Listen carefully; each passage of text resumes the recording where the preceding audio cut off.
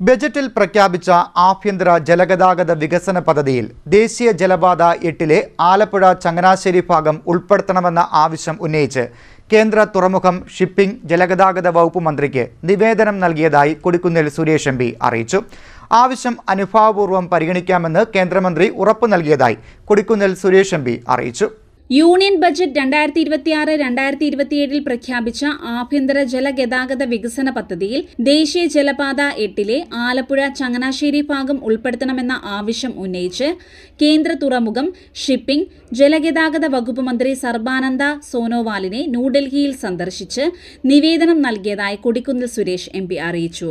പരിസ്ഥിതി സൗഹൃദ ചരക്ക് ഗതാഗതം പ്രോത്സാഹിപ്പിക്കുന്നതിന്റെ ഭാഗമായി അടുത്ത 5 വർഷത്തിനുള്ളിൽ 20 പുതിയ ദേശീയ ജലപാതകൾ പ്രവർത്തനക്ഷമമാക്കുകയും 2047ഓടെ ആഭ്യന്തര ജലഗതാഗതത്തിന്റെയും തീരദേശ ഷിപ്പിംഗിന്റെയും വിഹിതം 6% നിന്ന് 12% ഉയർത്തുകയുമാണ് ബഡ്ജറ്റ്. ഇതിനാൽ പ്രഖ്യാപനത്തിൽ ഈ പാതയും ഉൾപ്പെടുത്തേണ്ടത് അനിവാര്യമാണെന്ന് മന്ത്രിയുടെ ശ്രദ്ധയിൽപ്പെടുത്തിയതായി എം.പി. പറഞ്ഞു.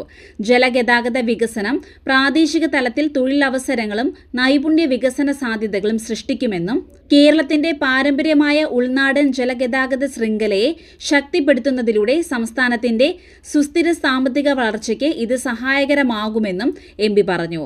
ആവശ്യം അനുഭാവപൂർവ്വം പരിഗണിക്കാമെന്ന് കേന്ദ്രമന്ത്രി ഉറപ്പു നൽകിയതായി കൊടിക്കുന്നിൽ സുരേഷ് എം.പി. അറിയിച്ചു. CDNet news Mavelikkara.